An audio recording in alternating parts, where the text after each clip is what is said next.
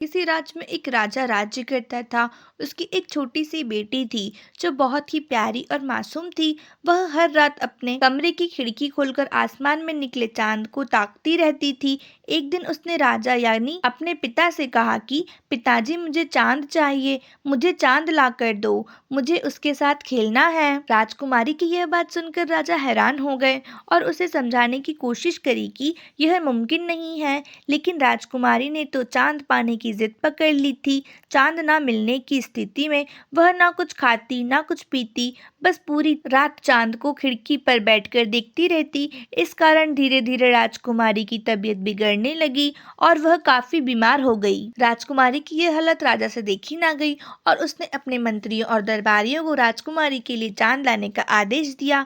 राजा का यह आदेश सुनकर सभी मंत्री और दरबारी हैरत में पड़ गए। उन्होंने राजा से कहा, महाराज, चांद को लाना मुमकिन नहीं, यह हम भी जानते हैं और आप भी।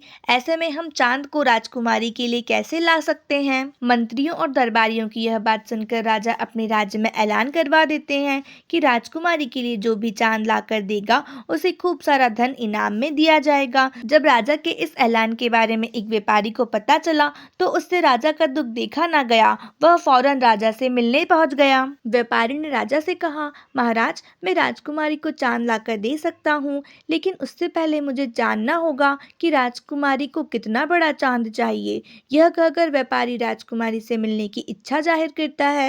राजा भी व्यापारी की बात मान लेते हैं और उसे राजकुमारी के पास ले जाते हैं। राजकुमारी के पास पहुंचकर व्यापारी राजकुमारी से पूछता है कि चांद कितना बड़ा है। व्यापारी के सवाल का जवाब देते हुए राजकुमारी कहती है, चांद मेरे अंगूठे के नाखून के आकार का है, क्योंकि जब भी मैं चांद के सामने अपना अंगूठा रखती हूँ वह मुझे दिखाई नहीं देता। इसके बाद व्यापारी पूछता है कि चांद कितना ऊंचा है, तो राजकुमारी कहती है, शायद पेड़ से थोड़ा ऊंचा है, क्योंकि वह हमेशा महल के बाहर लगे पेड़ के ऊपर ही नजर आता है। अंत में व्यापारी पूछता है, अच्छा राजकुमारी, चांद दिखता कैसा है? इस पर राजकुमारी जवाब देती है कि चांद चमकीला है और चांदी की तरह सफेद दिखाई देता है। राजकुमारी की यह सभी बातें सुनकर व्यापारी हंसते हुए खड़ा हो जाता है और राजकुमारी से कहता है कि कल ही मैं पेड़ पर चढ़कर उस चांद को तोड़ लाऊंगा। इतना कहकर व्यापारी राजा के पास जाता है और अपनी योजना उन्हें बताता है।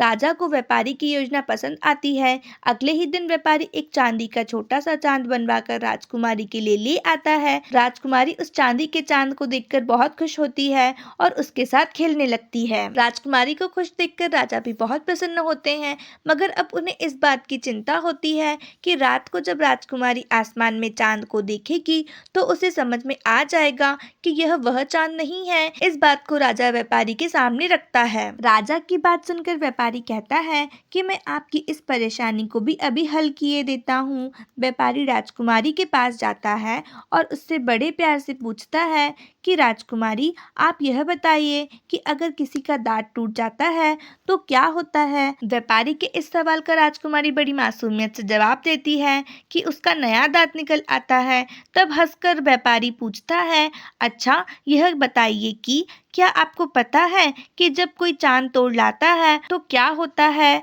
इस पर राजकुमारी कहती है, हाँ, वहाँ दूसरा चांद उग आता है। राजकुमारी का यह जवाब सुनकर व्यापारी कहता है कि अरे वाह, राजकुमारी को तो सब कुछ पता है। इतना कहते ही व्यापारी कमरे की खिड़कियां खोल देता है और कहता है कि आइए फिर आज हम नए उगे चांद को देखते हैं।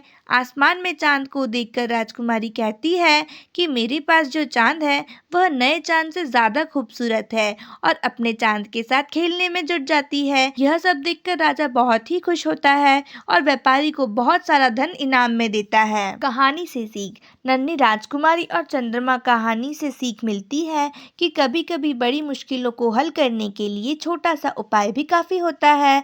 आज की स्टोरी बस इतनी ही। अगर स्टोरी अच्छी लगी हो तो चैनल को सब्सक्राइब करिए और वीडियो को लाइक करना बिल्कुल मत भूलिए। मिलते हैं अगली स्टोरी में। Thanks for watching.